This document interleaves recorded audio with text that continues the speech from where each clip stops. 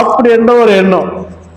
அதனால என்ன பண்றாருன்னா, மொத்தம் எத்தனை நாடு ஆகாஸ்வேரு ராஜாவுடைய கையில அப்ப எத்தனை நாடு இருந்துச்சுங்க?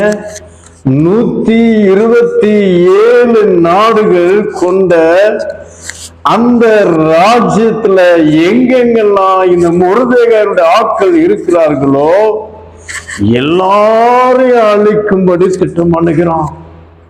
எவ்வளவு ஒரு மோசமான மனுஷனா இருப்பான் பாருங்க.